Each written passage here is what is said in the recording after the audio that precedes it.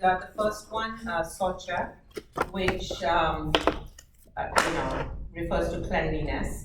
And so I look at it as a cleanliness of the mind, the body, and the environment.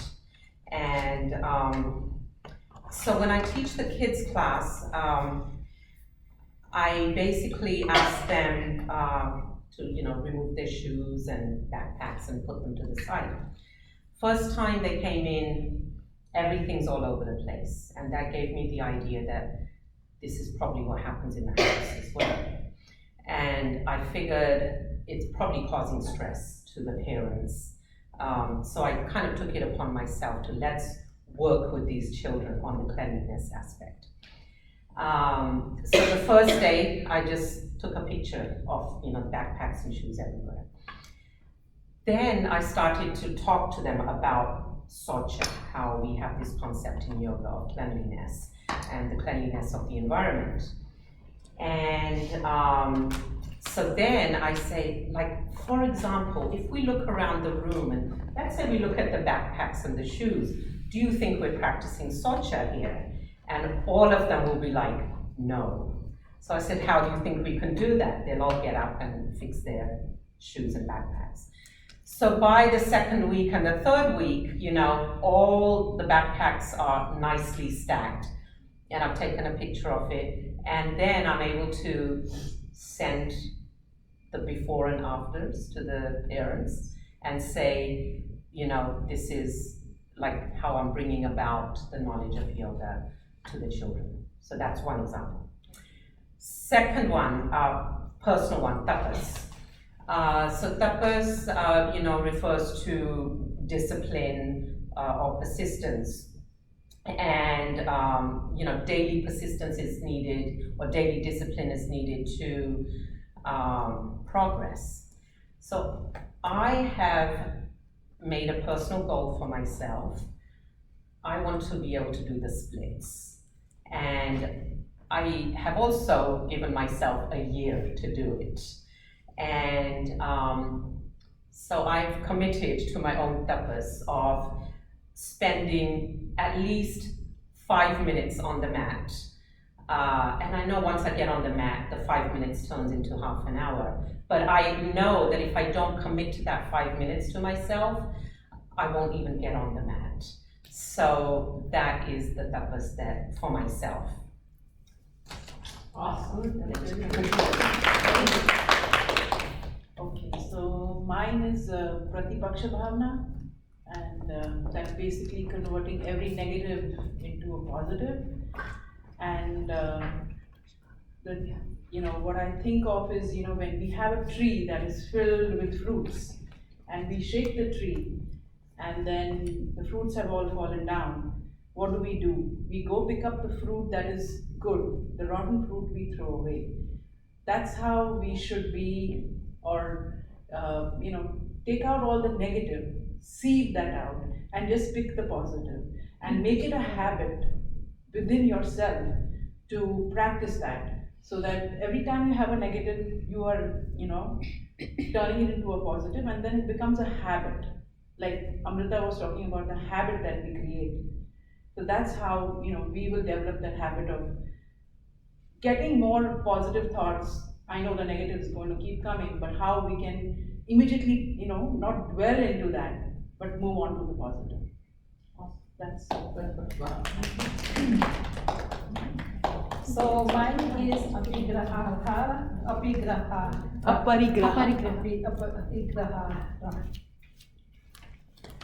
it's my own tapas actually. When I go out to families or any parties, or whatever, there's always leftover food. And people say, take food. And I was like, I don't like to throw away food. I hardly did throw away food in my life, I would say, so far that I know of. And I take this bunch of bowl, whatever, from home.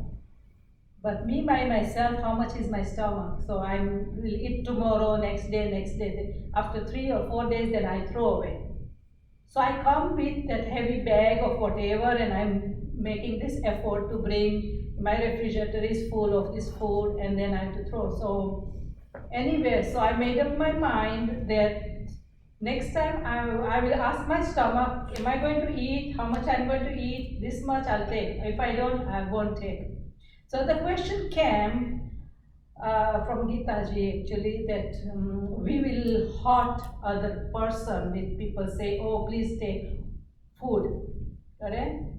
We will hurt. So what do you do in that? For me myself, I learned to say no right away. Instead of taking all carry and then throwing away, I say no. They might find somebody else to take the food, which will be appreciated more. So that's my purpose. So, thank you. Next group. No, Shobha. Oh, you are part of the group. Yes, Okay. yes she is, yes she is. No, because she's got something to say. So always I'll try to focus on this every day. It's running around and too many things and rushing and we forget about our breath. So the Patanjali Yoga Sutra, which is Yoga Chitta Vritti Nirodha. So always I'll try to calm down and instead of running with my breath, so I'll try to calm down and focusing on my breath. And also something when you too many things, so you go around and totally we forget about the breath. So that time, so just make a small break and focusing on the breath and do some nadi shodhana or something breathing technique and start the activity, next activity. So that's what every day I'm trying, focusing on that and practicing that. And also tapas, this is a small thing, but every day I plan to do dishwasher, load the dishwasher in the night and in the morning empty that so everybody can load their dishes into that. But every time I forget that. So I'm trying to make that discipline every day and making a note of that as something on the dishwasher to put some note and do that. Of course, yeah. Empty the dishes. Yeah. Thank you. Next group.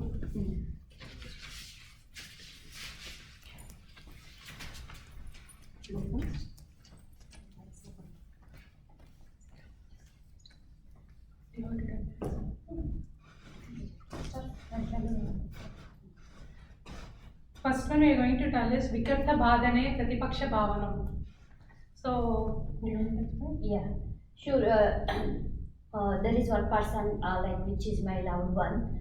Since I treat like a mom, and that person is not talking to me. She's avoiding me to talk. Then it's been 3 months, and I was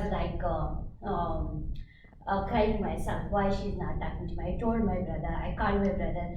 This person is not talking to me for last 3 months, and she's always when I talk to when I take the call, she says I'm not able to hear. When I pass it to someone, she can hear.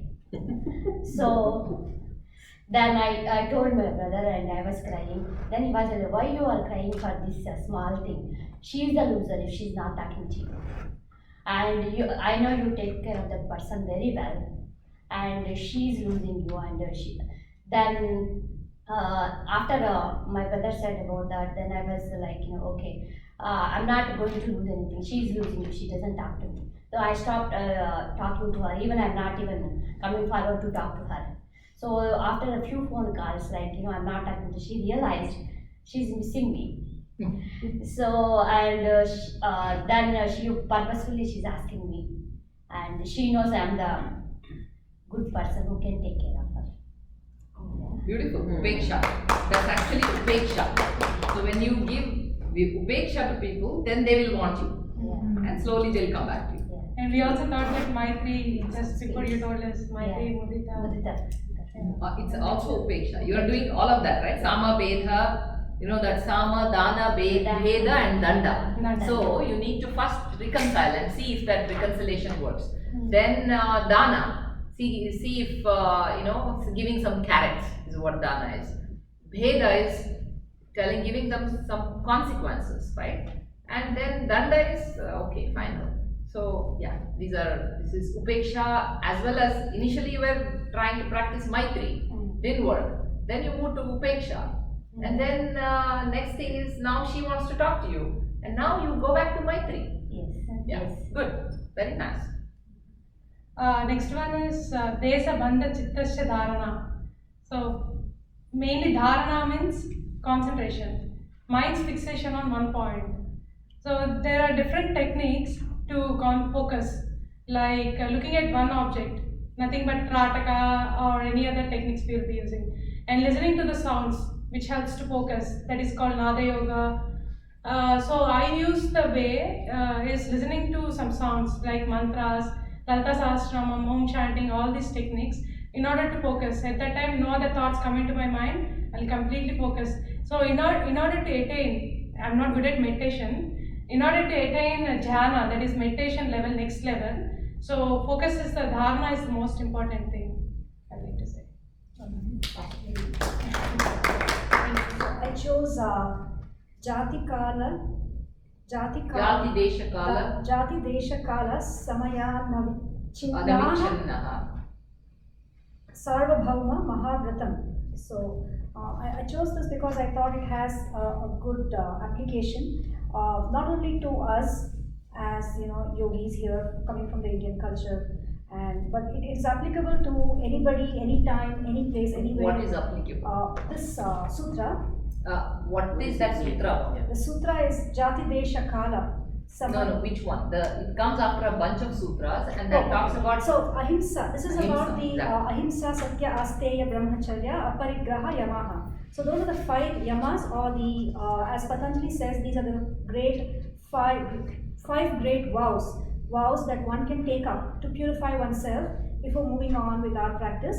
And even if you even if you are not a yogi, this is a good dictum to live by. The ahimsa, satya, the asteya, brahmacharya, aparigraha, and these are so common and so applicable to anybody. And he says so beautifully that don't give me excuses that you were born in. I'm not from the Indian culture. I'm from that culture. I'm from this culture. No, I come from Samoa. I come from Tahiti. So it does not apply to me. And this is so powerful that this Mahavrata or the yamas are so powerful that it does not matter where you come from, which part of the world, or even in the history. If you say I'm from the 10th century, it doesn't apply to me. Life was different then. No, life was the same then. And 50 years from now, life will be the same.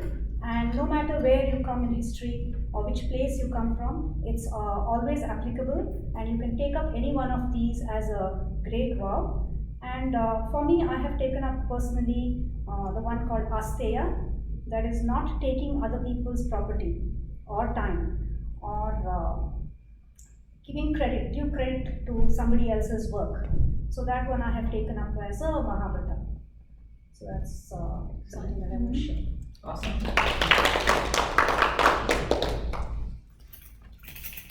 Next, anybody? Done? Dinaji, if you want to add. Tomorrow's thing will be different. See, this is okay, you have applied it to yourself. Tomorrow's